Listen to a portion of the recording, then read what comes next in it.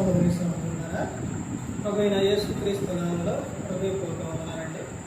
ముందుగా ఇంత మంచి సమయాన్ని ఇచ్చిన తండ్రైన దేవునికి ప్రభువైన క్రీస్తు ద్వారా కృతజ్ఞతాస్తుతులు చెల్లిస్తున్నానండి. ప్రభావాలండి వాక్యం చదువుకొని ప్రార్థన చేసుకున్న తర్వాత పాటలోనికి వెళదామండి.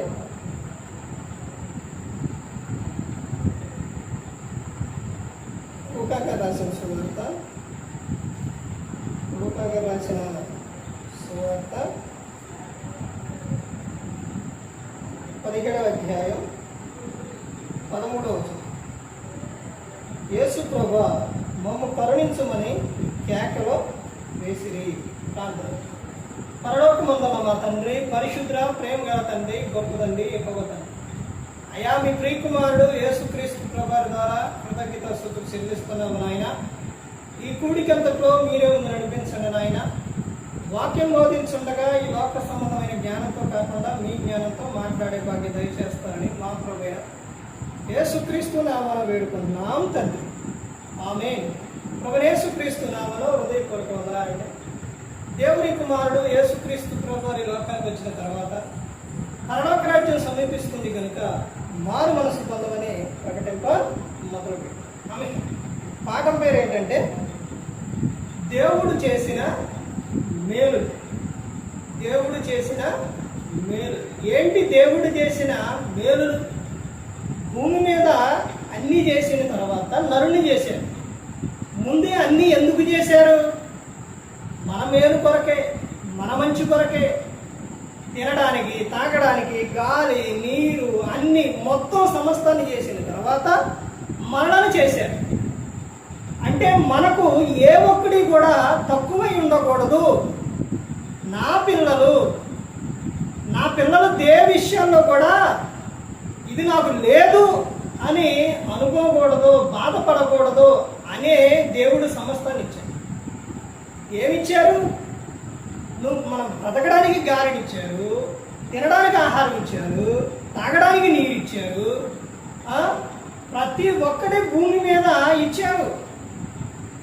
మరి గాలికి, వేడికి, అన్నిటికీ మరి నివాసం కావాలి, ఇల్లు కావాలంటే దేవుడు ఆ ఇల్లు కూడా ఇచ్చాడు. తర్వాత పురుషుని చేసిన తర్వాత ఆ పురుషునికి సాటైన సహాయంగా ఎవరినిచ్చారు? స్త్రీనిచ్చారు. వీటి ద్వారా, అన్నిటి ద్వారా పురుషునికి ఆనందం లేదు, సంతోషం లేదు. కాబట్టి ఎవరి ద్వారా ఆనందం, సంతోషం అని అంటే స్త్రీ ద్వారా, అంటే భార్య ద్వారా. భార్య ద్వారా ఆనందం, సంతోషం పురుషునికి. స్త్రీ అన్ని విషయాల్లో కూడా పురుషునికి సహకారంగా ఉంటుంది, అండగా, తోడుగా ఉంటుంది అన్ని విషయాలు. సామెతల గ్రంథం 31:10 నుంచి చూస్తే గుణవతి అయిన భార్య గురించి ఇలా ప్రతి ఒక్కరి కూడా దేవునికి ఒకరికొకరు అండగా, తోడుగా ఉండాలని దేవుడు ఏం చేశారు? మనకు సహాయం మేలులు చేశారు. ఇప్పుడు లోకంలో చూడండి, చారత్వాలు జరుగుతున్నాయి. అంటే చారత్వం అంటే ఏంటి? చారత్వం అంటే ఏంటి? వివాహం కాకముందు పురుషుడు పరస్త్రీ కలిసి, అంటే వివాహం అవ్వకముందు చేసే దాన్ని చారత్వం అంటారు. వివాహమైన తర్వాత చేసేదేంటి? పరపురుషుడు పరస్త్రీ చేసేది దాన్ని ఏమంటారంటే వ్యభిచారం అంటారు. ఇప్పుడు వివాహానికి ముందు చారత్వాలు జరుగుతున్నాయి కాబట్టి ప్రతి పురుషునికి ఎవరుండాలి? సొంత భార్య ఉండాలి. ప్రతి స్త్రీకి ఎవరుండాలి? సొంత భర్త ఉండాలి. వారి వారి ధర్మాలు జరుపుకుంటూ వారు ఒకరి పట్ల ఒకరు ప్రేమానురాగాలు పంచుకుంటూ వారిద్దరూ ఏమై ఉన్నారంటే ఏక శరీరమై ఉన్నారు.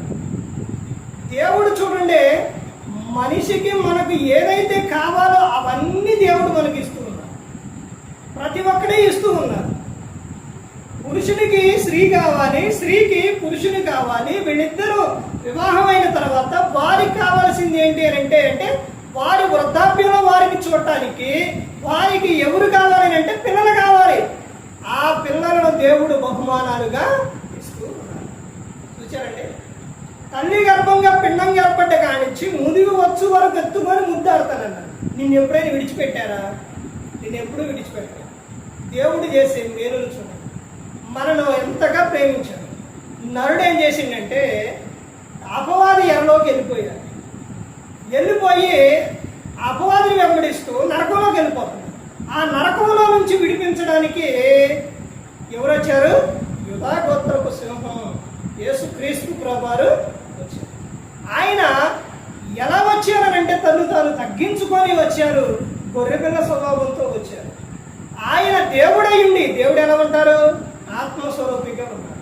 అలా వస్తే మానవునికి కనపడరు, తర్వాత తెలియదు అని ఆయన శరీరం ధరించుకొని యేసుక్రీస్తు ప్రభువారు వచ్చి ఉన్నారు. దేవుడు చూడండి, ప్రతి ఒక్కరి జీవితంలో కూడా దేవుడు ఏం చేశారు? మేలులు చేశారు. యేసుక్రీస్తు ప్రభువారు మనకు చేసిన మేలు సహాయం ఏంటంటే మన నిమిత్తం ఆయన బలయ్యారు, మన కోసం ఆయన చనిపోయాడు, మన కోసం ఆయన ప్రాణం పెట్టాడు. యేసుక్రీస్తు ప్రభువారు ఈ త్యాగం నీకు గుర్తుందా? యేసుక్రీస్తు ప్రభువారు చేసిన ఒక త్యాగం నీకు గుర్తుందా? ఇంకో విషయం, రెండో విషయం ఏంటంటే మన కోసం తండ్రి యొద్దకు వెళ్ళి మన కోసం విజ్ఞాపన చేసుకున్నాడు. మనకు స్థలం సిద్ధపరచడానికి వెళ్ళారు యేసుక్రీస్తు ప్రభువారు. చూడండి ఎలాంటి మేలులు దేవుడు చేసి ఉన్నారు. మనిషికి ఇవేమీ అర్థం అవ్వట్లా. ఏమేమి అర్థం అవ్వకోకుండా ప్రతి ఒక్క విషయంలో నిర్లక్ష్యం చేసేస్తున్నారు. అజాగ్రత్త, భయం లేదు, భక్తి లేదు. ఈ రోజున క్రైస్తవులకి భక్తి లేదండి, భయం కూడా లేదు. దేవుడు అంటే భయం ఉంటే నువ్వు అన్ని విషయాల్లో ఏం చేస్తావు? సరిగ్గా ఉంటావు. దేవుడు చేసిన మేలును ప్రతి ఒక్కరి జీవితంలో చూసుకుంటే ఆశ్చర్యం కలుగుతుంది. రోజున అంటే నేను స్టేటస్లో ఒకటి పెట్టానండి, ఇప్పుడు వీడియో ఉంది, స్టేటస్లోనే ఉంది. అది చూస్తే ప్రతి ఒక్కరికి తెలిసిపోతుంది. అంటే అర్థం అవడానికి చెప్తున్నాను. తాబేలు తేలు, తేలు ఏం చేస్తుందంటే బాగా వరద వస్తుంది, కొట్టుకుపోతుంటే తాబేలు ఏం చేసిందంటే అది కొట్టుకుపోతుందని తాబేలు పైన ఎక్కించుకుంది. ఈ తేలు ఏం చేసిందంటే తాబేలు పైన కొడుతూ ఉంది, గాయం చేయాలని చూస్తూ ఉంది. అప్పుడు తాబేలు అడిగింది, ఏంటి నేను నిన్ను కాపాడాలని, నీకు సహాయం చేయాలని నేను కాపాడుతూ ఉంటే నువ్వేంటి నన్ను గాయం చేయాలని కొడుతూ అని అంటే ఆ తేలు అందే, నా స్వభావమే అంతే, నేను నాకు సహాయం చేసిన నేనేమైపోతా?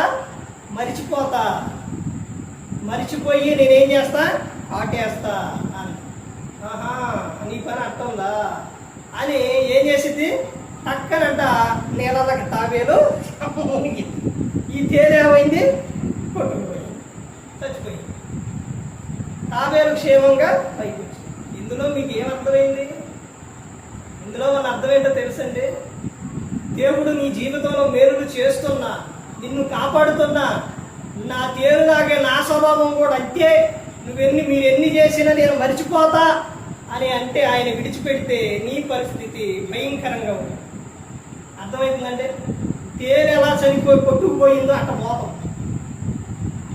దేవుడు వదిలిపెడితే అలా కొట్టుకెళ్ళిపోతారు. ఆ తర్వాత నువ్వు ప్రభు అన్నా పట్టించుకోడు, ఏదన్నా పట్టించుకోడు. దేవుడు నీకు ఎన్ని అవకాశాలు ఇస్తుండో మారమని, నిన్ను ఎంత కాపాడుతుండో దేవుడు, ఎన్ని విధాలుగా నిన్ను ఆయన పోషిస్తున్నారు. ఇశ్రాయేలు ప్రజల్ని ఆ ఐగుప్తులో నుంచి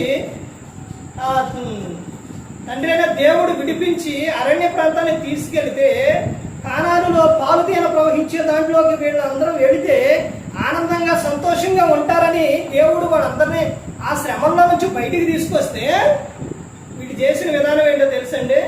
ఆ దేవుడు చేసిన మేలును మర్చిపోయి మేము అక్కడ ఏం తిన్నాం? కాకరకాయ తిన్నాం, కేకరకాయ తిన్నాం, అవి తిన్నాం, మాకు ఇక్కడ ఏమీ లేదని మోసం మీద తిరగబట్టం మొదలు. ఎప్పుడు కూడా ప్రతి ఒక్కరు గమనించుకోవాలండి. సేవకుని నువ్వు ఇష్టానుసారంగా మాట్లాడకూడదు. అర్థమవుతుందండి. ఎప్పుడు కూడా ప్రతి ఒక్క విషయంలో గమనించుకోవాలి. సేవకుడు అంటే దేవుడు పంపించిన వ్యక్తి, దేవుడు పిలుచుకున్న వ్యక్తి, దేవుడు ఏర్పరచుకున్న వ్యక్తి. సేవకుడిని మనసు బాధపడితే సేవకుడు చేసే ప్రతి ఒక్కటి కూడా ఎలా చేయాలో తెలుసండి. హెబ్రీయులకు రాసిన పత్రిక 13వ అధ్యాయం 17వ వచనంలో ఉంటుంది. మీ పైన నాయకులుగా ఉన్నవారు దేవునికి ఏం చెప్పాలి? మీ ఆత్మ నిమిత్తం లెక్క చెప్పాలి. కాబట్టి మీ ఆత్మను కాయుచున్నారు కనుక వారికి లోబడి ఉండుడి, వారి మాట వినుడి అని ఉంటుంది. ఈ రోజున సేవకుడు చెబితే వినటం లేదు. సేవకుడు మాట అంటే లెక్కలేదు. ఈ రోజున సేవకుడు బాధపడే విధంగా మాట్లాడటం ప్రతి ఒక్కరూ కూడా గమనించుకోవాలండి. సేవకుడు అంటే ఏంటో ఈ రోజున ప్రతి ఒక్కరూ కూడా తెలుసుకోలేకపోతున్నారు. ఆడ జరిగిన ఒక విషయం ఏంటో తెలుసండి. ఆ తర్వాత ఇశ్రాయేలీలు ప్రజలు వాళ్ళు మాకు అవి కావాలి ఈ కావాలి అని అంటే దేవుడు ఏం చేశారో తెలుసండి. దేవుడు వాళ్ళకన్నీ ఇచ్చారు. మాకు ఆహారం కావాలి అని అంటే ఆకాశం నుంచి మన్నాను కురిపించారు. మాంసం కావాలంటే ఊరేళ్ళు వచ్చినాయి. చేపలు కావాలంటే సముద్రం నుంచి వచ్చాయి. ఇవన్నీ ప్రతి ఒక్కటి కూడా దేవుడు ఇచ్చారు. దేవుడు చేసే మేలును చూడండి. దేవుడు నిన్నెప్పుడు బాధ పెట్టాలని చూడటం, నిన్నెప్పుడు నీకు సమృద్ధిగా ఇవ్వాలనే దేవుడు చూస్తాం. ఆదిలో నుంచి ఇప్పటి వరకు దేవుడు చేస్తున్న విధానం అదేనండి. నా పిల్లలు ఎప్పుడు బాధపడకూడదు, నా పిల్లలు ఎప్పుడు ఆనందంగా సంతోషంగా ఉండాలని దేవుడు కోరుకుంటాడు. నువ్వు అడిగింది నీకు ఏదైతే కావాలో అది దేవుడు నీకు సమృద్ధిగా ఇస్తాడు. అయితే ఇక్కడ జరుగుతున్న ఒక విషయం ఏంటంటే దేవుడు ఇచ్చిన తర్వాత దేవుడు చేసిన మేలులు మనిషి ఏం చేస్తున్నారనంటే మర్చిపోతున్నారండి. అక్కడ ఇశ్రాయేలు ప్రజలు చేసిన విధానం అదేనండి. అదే ఏం చేశారు? ఎందుకు వారిని పోషించారు దేవుడు? వాళ్ళ పంటలో మాంసం అన్ని సమృద్ధిగా ఇంకా ఉండంగానే మాకు ఇంకా కావాలంటే ఇంకా ఇచ్చారు దేవుడు. ఎందుకు ఇవన్నీ కూడా దేవుడు అన్నీ ఇచ్చారు? నీరు కావాలంటే నీరు, తాగడానికి నీరు అన్నీ ఇచ్చారు. ఎందుకు ఇచ్చారు దేవుడు? వాళ్ళందరినీ పోషించి కాపాడి వాళ్ళందరినీ ఎక్కడ పంపించాలి? పాలు తేనె ప్రవహించే దాంట్లో పంపించాలని దేవుడు అనుకుంటే వీళ్ళేం చేశారు? సనగటం మొదలు పెట్టారు. తర్వాత దేవుని మీద తిరగబడటం, ఆ తర్వాత వ్యభిచారాలు, వాళ్ళ ఇష్టానుసారంగా జీవించడం, ఇలా ఎలా పడితే అలా చేస్తే వాళ్ళు చేసిన తప్పుకు శిక్ష దేవుడు వెంటనే వేసేసరికి వాళ్ళు ఆ తర్వాత మిగిలినది ఎంతమంది మిగిలారనంటే చివరకు ఎంతమంది మిగిలారనంటే ఇద్దరే మిగిలారు, యెహోషువ, కాలేబు. వాళ్ళిద్దరే ఎక్కడికి వెళ్ళారు? పాలు తేనె ప్రవహించే దాంట్లోకి. దేవుడు ఎప్పుడు నరుల్ని విడిచిపెట్టాడండి. ఇక్కడ 10 మంది కుష్ఠరోగులు ఏం చేశారు? యేసు ప్రభువా మమ్మల్ని కరుణించమని కేకలేశారు. అరే మీరు చేసిందని మీరు పడుండరా బాధలో అంతేరా అని అనండి. అనలేదు. మీరు వెళ్ళి యాజకులకు కనపరుచుకోండి అంటే 10 మంది వెళ్ళిపోతూ ఉంటే 10 మంది ఏమైపోయారు? శుద్ధులైపోయారు. కానీ తిరిగి కృతజ్ఞతాస్తుతులు చెల్లించడానికి ఎంతమంది వచ్చారు? ఒకే ఒక ఆయన వచ్చాడు. ఆయన కూడా ఎవరు అని అంటే అన్యుడు. ఇలా ప్రతి ఒక్క విషయంలో దేవుడు ఎప్పుడు కూడా విడిచిపెట్టలేదండి. యేసుక్రీస్తు ప్రభువారు వాక్యం చెప్పేటప్పుడు మీటింగ్లు పెట్టినప్పుడు అక్కడికి ప్రజలు వస్తే ఎన్ని రోజులు ఉన్నారో తెలుసండి. ఈ రోజున మనిషి ఒక 10 నిమిషాలు వాక్యం వినటానికి బాధపడిపోతారు. ఒక అర్ధగంట వాక్యం చెప్తే అంటారు. అదే 45 నిమిషాలు ఒక 50 నిమిషాలకు వెళ్తుంది అనుకోండి, గడియారం వెంక చూడ, లేకపోతే అటు చూడ, లేకపోతే ఇటు చూడ. ఇక బాధలో మొదలైంది అనమాట. దేనికి? ఎంతసేపు? సుమారు గంట కూడా కాదు.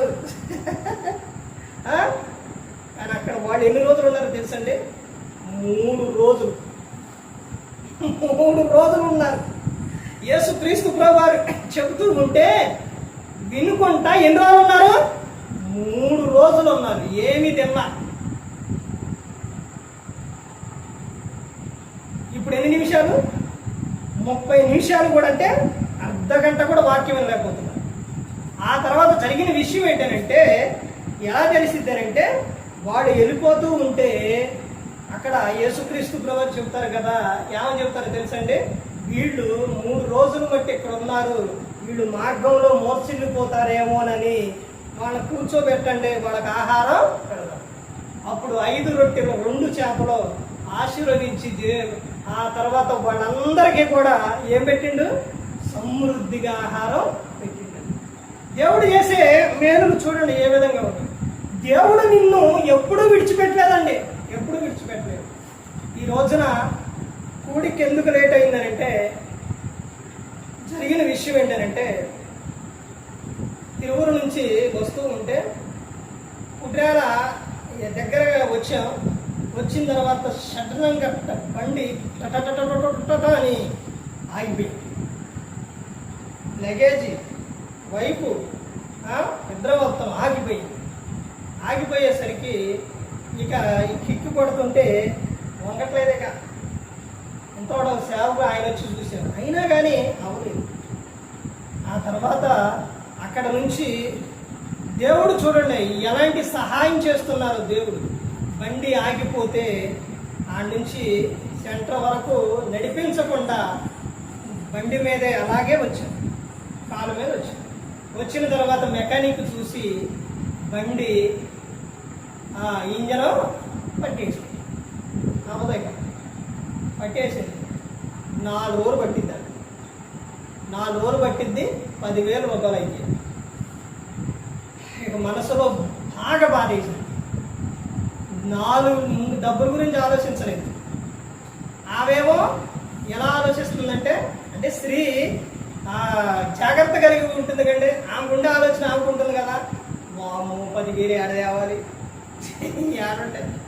ఏడ తేవాలి. ఇప్పుడు నా భయం ఏంటో తెలుసండి, 4 రోజుల ఇప్పుడు సాయంత్రం ప్రార్థనకి వెళ్ళాలి, పొద్దున్నే ప్రార్థనకి వెళ్ళాలి, మళ్ళీ రేపు ఆదివారం నాడు ఆరాధనలు వెళ్ళాలి, ఇన్ని సాట్లకి వెళ్ళాలి. ఎట్ట ప్రభువా ఎట్ట అని ఎంతో బాధ. ఎవరిస్తారు? 4 రోజులు పండిస్తారా? పైగా నేను వెళ్ళేది ఏమన్నా ఒక 5 కిలోమీటర్లు ఇటు వెళ్ళి కొట్టుకాడికి వెళ్ళి వస్తానని అంటానిక ఎంత దూరం, ఎంత దూరం తిరగాలి, ఎవరిస్తారు? ఎలాగంటే అప్పుడు ఆయన ఒక విషయం చెప్పాడు, బాబు బండి నేను చూస్తా, అది స్టార్ట్ అయితే నీ అదృష్టం, అవ్వకపోతే 10,000 రెడీ చేసుకోవటం ఎందుకు. అది తిప్పుకుంటా, అది తిప్పు కొట్టమంట, అది వంగింది, వంగుతుంది అన్న ఇంకా మెత్తగా వాడి నువ్వు అలా కాలు పెడితే అలా దిగిపోవాలి, అలా కాలు కొట్టడం కాదు, అలా కాలు పెడితే అలా దిగిపోవాలి, అప్పుడు దాకా కొట్టాను. 5 అన్న తర్వాత ఇటేపుకి వచ్చి చూసేది, మళ్ళీ చెప్పాడు అయ్యిందా నీ అదృష్టం, అవ్వకపోతే 10,000 రెడీ చేసుకో, ఇంజిన్ పట్టుకుపోయింది. ప్రభువా ప్రభువా అని అవి పెట్టి అలా కొట్టంగానే బండి స్టార్ట్ అయింది. అప్పుడు ఇక చూడండి, అస్సలు ఇక ఆయన నీ అదృష్టం అయ్యా అని అంట. ఆ మాటలు విన్న చుట్టుపక్కల షాపులోడ్డు అన్యుడు ఆయన చెబుతుంటే వింటారుగా.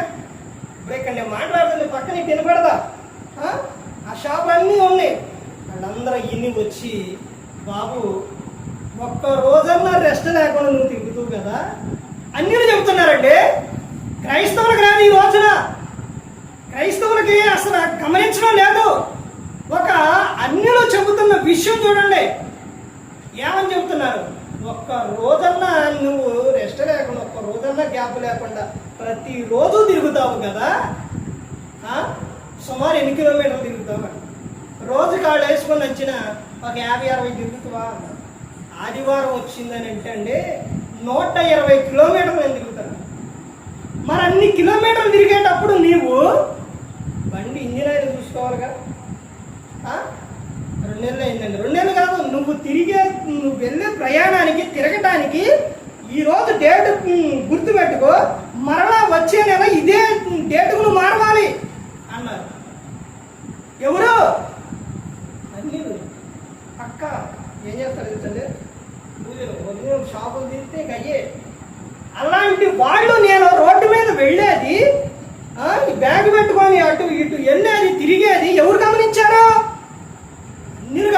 కానీ క్రైస్తవులకు కొద్దిగా లేదు.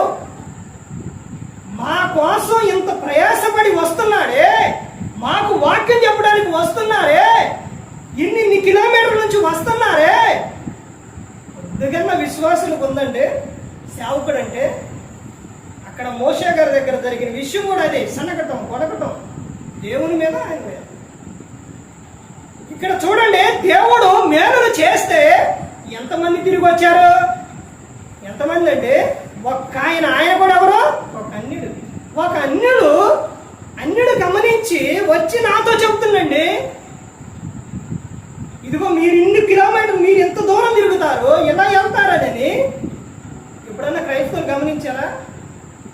ఎక్కడికి ప్రార్థనకు వెళుతుండో, ఎంత దూరం ప్రార్థనకు వెళుతుండో, ఎంత దూరం నుంచి వస్తుందో అనేది క్రైస్తవులకు తెలియదు. మనసు పెడితేగా, వాక్యం వింటేగా. వాళ్ళు ఏంటంటే వస్తుండో వెళ్ళిపోతాడు. ఇదే తెలుసు వీళ్ళకే. కానీ ఎవరు గమనించారు? స్వస్థత కలిగింది అని ఎవరు గమనించారు? ఇక్కడ నాకు స్వస్థత కలిగింది అని ఎవరు గమనించారు? ఒక అన్యుడు గమనించాడు. వచ్చి యేసుక్రీస్తు ప్రభువారి దగ్గరకు వచ్చి ఏం చెప్తాడో, కృతజ్ఞతాస్తుతులు చెల్లిస్తాడు. యేసుక్రీస్తు ప్రభువారికి తెలియదండి? తెలియదా? ఏమని? వాళ్ళకు స్వస్థత కలిగింది అని ఆయనకు తెలియదండి? మాట చెప్పిన ఆయన, నమ్మదగిన ఆయన. కానీ ఏమైపోయారో? తమ్ముడికి వెళ్ళిపోయారు. ఈ రోజున దేవుడు నీ జీవితంలో మేలులు చేస్తాడు. చేసిన మేలులు నీకు గుర్తున్నాయా? నిన్ను మార్చిండు, నీ భర్తను మార్చిండు, నీ పిల్లలను మార్చిండు, నీ కుటుంబాన్ని కట్టిండు. నువ్వు సంతోషంగా ఆనందంగా ఉండాలని దేవుడు అన్ని నీకు ఇస్తే నువ్వు మర్చిపోయి ఆరాధన నిర్లక్ష్యం చేస్తావు, ప్రార్థన నిర్లక్ష్యం చేస్తావు, దేవుడు అంటే నిర్లక్ష్యం చేస్తావు. అన్ని నిర్లక్ష్యమే నీకు, అన్ని నిర్లక్ష్యమే. ఎలాగో ఒకసారి ఆలోచించు. అన్యుడు వచ్చి యేసుక్రీస్తు ప్రభువారి దగ్గరకు వచ్చి కృతజ్ఞతాస్తుతులు చెల్లిస్తున్నాడండి. అప్పుడు యేసుక్రీస్తు ప్రభువారు అడుగుతారు, తమ్ముళ్ళు ఎక్కడంటే అప్పుడు యేసుక్రీస్తు ప్రభువారు చెప్పిన విషయం తెలుసండి, నీ విశ్వాసం నిన్ను స్వస్థపరచును. నీ విశ్వాసం నిన్ను స్వస్థపరచునని అక్కడ చెప్పిన మాటలో సందర్భం ఏంటో ఒక విషయం ఆలోచిస్తే, మనిషి దేహము ఉన్న తర్వాత, అనారోగ్యం వచ్చిన తర్వాత, తగ్గిపోయిన తర్వాత మరలా వచ్చింది. కానీ దేవుని పట్ల నువ్వు విశ్వాసం కలిగి ఉంటే, ఎప్పుడైనా సరే అనారోగ్యంగా ఉంటే, నువ్వు విశ్వాసంతో నువ్వు ప్రార్థన చేస్తే నీకేం కలుగుతుంది? స్వస్థత కలుగుతుంది. అదే విషయం చెప్పారు ఇక్కడ. నీ విశ్వాసం నిన్ను స్వస్థపరచును. ఇప్పుడు వాళ్ళు వెళ్ళారు, అనారోగ్యం రాదు, మళ్ళీ కాకైతే ఒకసారి వచ్చినప్పుడు ఏమో నేను దేవుడు స్వస్థపరిచాడు, తర్వాత మేలు ఆయన చేసిన మేలులు నీకు గుర్తున్నాయా? మేలులు మర్చిపోయారు. దేవుణ్ణి ఎప్పుడు మర్చిపోకూడదండి. అర్థమైందండి? ఆయన చేసిన మేలులు ఎప్పుడు మర్చిపోకూడదు. ప్రతి ఒక్కరు గమనించుకోండి. మన జీవితంలో ఎప్పుడు, ప్రతిరోజు, ప్రతి క్షణం మన కాపాడుతూనే ఉన్నారు. ఈ రోజున చూడండి, అరే సాయంత్రమేనండి కనబడదే, నిన్నే కనబడదు. ఎంత చక్కగా మాట్లాడిందో, ఎంత చక్కగా. ఏంటి అప్పుడు ఏంటి జరిగిందే? ఎప్పుడు? పొద్దున్నే ఉదయం కల్లా లేదు. చూశారండి? కానీ దేవుడు నీకు ఒక రోజు ఇస్తాడు. నీకు ఇన్ని సంవత్సరాలు ఇచ్చాడు, సంవత్సరాల తర్వాత సంవత్సరాలు ఇచ్చాడు దేవుడు. నిన్ను ఇంతగా కాపాడుతున్నారు దేవుడు. అయినప్పటికీ నువ్వేం చేస్తున్నావు? దేవుడు చేసిన మేలులో మర్చిపోవాలి. ప్రతి ఒక్కరు గమనించుకోవాలి. నిన్ను ఎరుగని ప్రజలు నీ యొద్దకు వస్తారు అని చెప్పారు. ఒక్క మాట అయినా దేవుని మాట విన్నవారు చూశారండి ఎలా వచ్చారు? ఇప్పుడు ఎలా వచ్చారండి? వచ్చి కూర్చుని విన్నారా? వాక్యం విన్నారు, చూశారండి? అలాగే ప్రతి ఒక్కరినే దేవుడు రప్పిస్తారండి, స్వస్థపరుస్తారండి, కాపాడతారండి. ఏ ఒక్కరిని విడిచిపెట్టారు. అయితే ప్రతి ఒక్కరు కూడా ఆయన పట్ల విశ్వాసం కలిగి ఉండాలి. ఆయన చేసిన మేలులు ఎప్పుడు కూడా మర్చిపోకూడదు. ఆ తర్వాత మా వైఫ్ నా వల్ల విషయం ఏంటో తెలుసండి, దేవుడు ఎంత గొప్ప కార్యం చేసిండు. దేవుడు ఎంత గొప్ప కార్యం చేసిండు. ఇప్పుడేంటి బండి ఇలా వెళ్తుంది స్మూత్గా అని అన్నారు. చూశారండి, దేవుడు చేసిన మేలండి, దేవుడు చేసిన గొప్ప కార్యం. జీవితాల్లో ఎన్నో మేలు చేసిందండి. బహుమానం లేదన్నప్పుడు బహుమానం, తర్వాత అంత మునిపే దేహంలో అనారోగ్యం వస్తే భయంకరమైన వ్యాధి వస్తే దేవుడు దాన్ని తీసేసారు, స్వస్థపరిచారు. ఒక అన్యులు కొన్న విధానం ఈ రోజున క్రైస్తవులు లేకుండా పోతుంది. డాక్టర్ గారు లెగిసి దండం పెట్టింది, మనమేమంటాం వందనాలు అంటాం, ఆడేమంటారు దండాలు అంటారు. లెగిసి ఒక అన్యుడు దండం పెట్టింది. ఎలాగా ఇది జరిగిందని పోదు, అసలు ఎవరికి పోదండి, అలా వ్యాధి పోదు. నో మెడిసిన్ అని రాసిచ్చేసింది. ఇక నువ్వు మెడిసిన్ నీ లైఫ్ నువ్వు వాడే పని లేదు ఇక అని సంతకం చేసింది. విజయవాడ పెద్ద హాస్పిటల్ అది. ప్రతి ఒక్కరి టెస్టులో ఈ చుట్టుపక్కల మొత్తం కూడా వెళ్ళాల్సింది ఎక్కడికో తెలుసండి, అక్కడికే వెళ్ళాలి. ఎక్కడికో తెలుసండి, పూర్ణాగర్ హాస్పిటల్. థైరాయిడ్, షుగరు, చిన్న 6 నెలలు 7 నెలలో బిడ్డకి షుగర్ ఉందని టెస్ట్ చేసి చెప్పారు. అలాంటి ఆయన పూర్ణాగర్ ప్రతి ఒక్క టెస్ట్ కూడా ఏదైనా కానీ థైరాయిడ్ టెస్ట్ అని అక్కడికి వెళ్ళేది. అలాంటి ఆయన లెగిసి దండం పెట్టి ఎవరికి, దేవునికి. అర్థమవుతుందంటే నాలో ఏమీ లేదు, నాలో ఉన్న ఆయన స్వస్థపరిచి, ఆయన గొప్ప ఆయన గొప్ప ఆయన. వాళ్ళు పిలిచి దీనికి నో మెడిసిన్ అని పెట్టారు. మెడిసిన్ వద్దు, అవి క్రమంలో పెట్టించి పంపించారు. ఆ తర్వాత మా పాప విషయంలో జరిగిన విషయం, పాప వీక్గా పుట్టింది, చూపు కనపడదు, గుండెల్లో పోరు ఒకటే ఉంది. తర్వాత కొంచెం ఏం ప్రమాదమే, తక్కువ బరువు పుట్టిందంటే కన్నీటితో ప్రార్థన చేసే, ప్రభువా కాపాడు, ప్రభువా మా తప్పులు క్షమించాను, పాప కాపాడు ప్రభు అని ప్రార్థన చేసినప్పుడు హాస్పిటల్కి వెళితే అంతా బాగానే ఉందని చెప్పారు. ఏం చెప్పారు కదండి, ఒకసారి వచ్చేద్దాం, నీకు ఏమీ అవసరం లేదు, స్వస్థపరిచారు. ఇలా ప్రతి ఒక్కటి కూడా దేవుడు ఆయన నమ్ముకున్న వారిని ఎప్పుడు కూడా విడిచిపెట్టరు. ఆయన పట్ల ప్రతి ఒక్కరు కూడా విశ్వాసం కలిగి మనం సాగినప్పుడు ఆయనే కాపాడు. ఎందుకు నాకు ఇలా జరిగింది అని అంటే ఒక విషయం మోకాళ్ళు వేసి, ప్రభు ఎందుకు ప్రభు ఇలా జరిగింది ప్రభు, నేను ఏం చేశానని అడుగు, ఆయనే నీకు ఆలోచన ఇస్తారు, ఆయనే నిన్ను స్వస్థపరుస్తారు.